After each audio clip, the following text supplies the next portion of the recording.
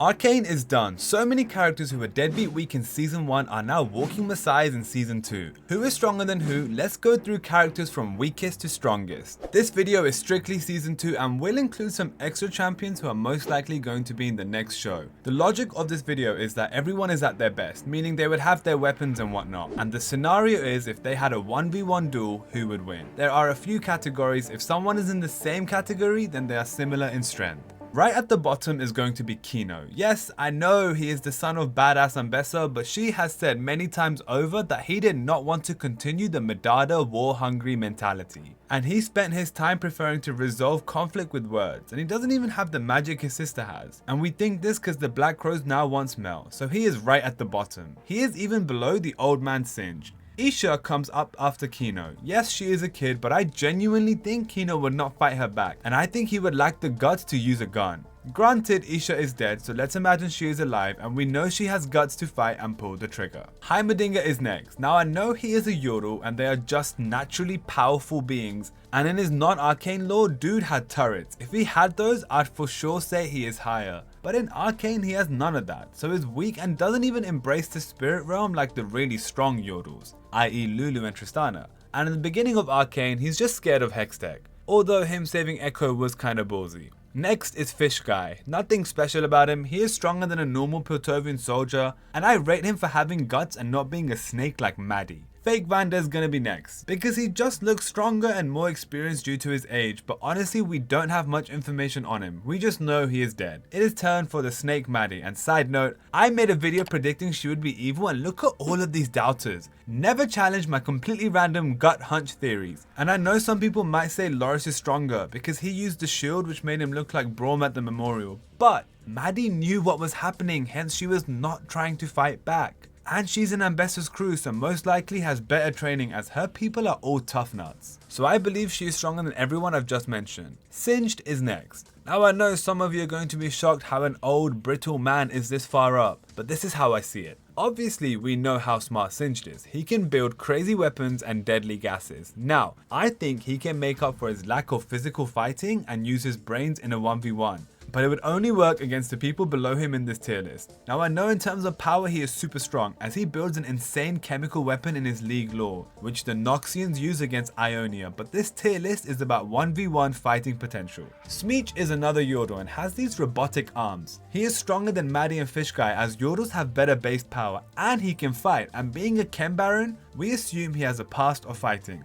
But Savika kinda ruined him when she got her new arm for the first time, which is why she is next. Savika after her new arm built by Jinx is a lot stronger, and the arm isn't even at its potential yet, nor has Savika mastered it. So I'd argue in the tier list that anyone who's below Savika is a lot weaker than her. And before anyone thinks how is she not above Vi, well Vi is busted and I will get to her soon. After her I choose Mel. We know she is a mage and the Black Rose wants her ability. Regardless, currently she is not strong enough or aware of her true potential. Therefore right now she's just above Savika. When she becomes stronger and more accustomed to her magic, for sure she will be higher in this list. Jayce is next. I mean, his hammer is probably one of the strongest weapons in Arcane Season 2. However, he is still just a scientist. Yes, he is hench and in good shape, but untrained. So as soon as he becomes an actual fighter, he would be higher up for sure. Although, is he dead? Who knows? Spoiler, I don't think he is. Caitlyn beats Jayce and everyone below. Her Hextech sniper is very strong. She has been training for years as a fighter, and now she has training from Ambessa in elite hand-to-hand combat. Cause you know how you assume snipers can't fight? Well, she can do both. My favorite is the gorgeous bearded warrior. I refuse to learn his name. This guy is strong and a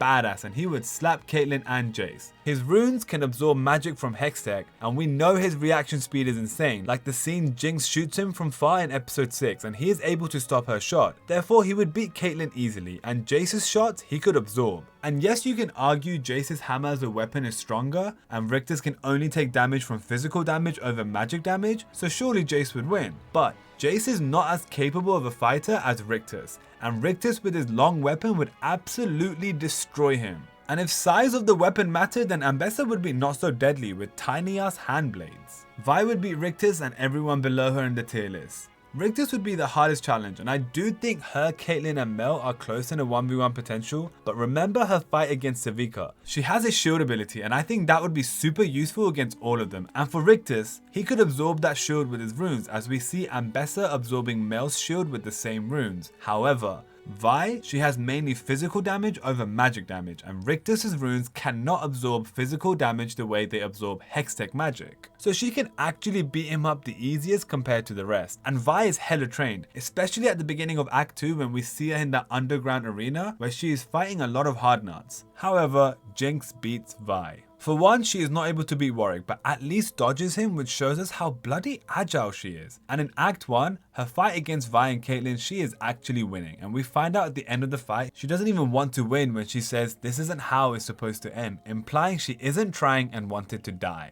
And it takes Caitlyn shooting her in the finger for Vi to get a chance in the end. Also, in their hand-to-hand combat scene before Kate shoots her finger, Vi has her gloves and Jinx does not have any weapon but her raw hands, and even then, she is able to fight back Vi. And I know you can say that Vi's gloves were impacted by the Arcane wild rune glitch, etc.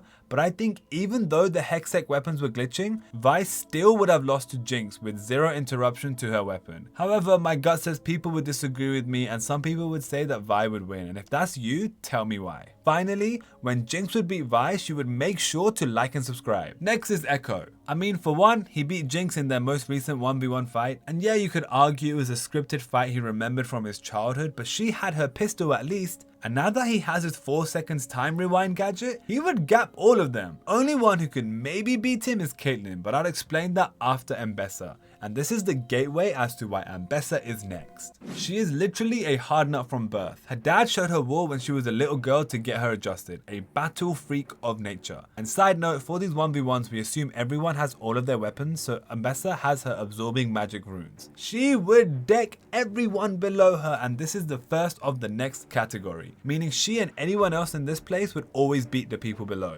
And I know someone might think, but Ekko can reverse time against her too. However, we know that even after Ekko reversing time, he can still feel the damage he has taken. For example, if he gets cut and reverses time, he still feels the cut. So eventually against Ambessa, he would faint due to the overload of damage taken, and Ekko is not able to reverse time if he is killed. This is why I mentioned maybe Caitlyn can beat him, as she could land the perfect headshot and one bang him. I wanted to include a final category above Ambessa as I just feel these people are untouchable by anyone below. The next strongest is Evolved Warwick. I mean, we saw what he did to Rictus in 1 second. Dude is super fast, heals, very durable. I don't think I need to explain it more than that. Next is Swain. Yes, I know he is not an Arcane, however we see his bird a lot, so I kinda count it, and the next show after Arcane is for sure going to be a Noxus. Therefore he deserves to be in it. I believe he is above everyone including Warwick, as Swain obtains the power of a demon. This demon is called Raum, and for a bit of context, all of the demons in Runeterra are very strong,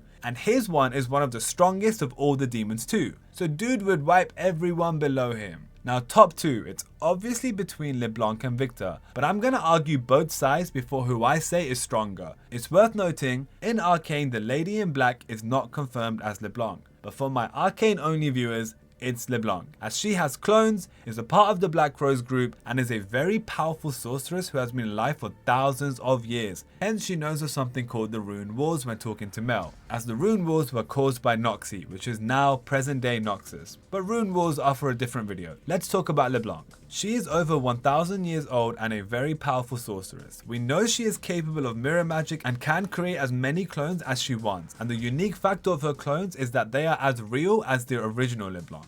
And fun fact, we don't know what she looks like and we don't even know her real name. LeBlanc was responsible for sealing away a powerful warlord known as Mordekaiser, with someone called Vladimir. She also has been learning Mordekaiser's magic for many years. Furthermore, LeBlanc says that she is on par with Vladimir in power. It doesn't really matter who's stronger, but we know Vladimir has absorbed a Darkin, therefore at minimum he has the powers of a Darkin, and they are these ex-ascended warriors from Shurima, very strong and very powerful. He has also been in blood magic known as heimerdinger for many years, and over time, through that blood magic, he has made himself more or less immortal and stronger over the years. Therefore, if LeBlanc is at least his equal, she is very strong, even stronger than Swain. So why is it hard to say she is stronger than Viktor? Well, we know that Viktor went from a weak-ass scientist to a hex-tech augmented lab rat to a walking, healing messiah with broken powers. I think Arcane Season 2 in our world would not be able to beat LeBlanc as he can die. However, the Viktor with a beard that Jayce sees could be stronger than LeBlanc. Why is that? Well, he has literally got control of all of Zorn and Piltover, and it's not apparent whether he has given his glorious evolution to all of Runeterra or not.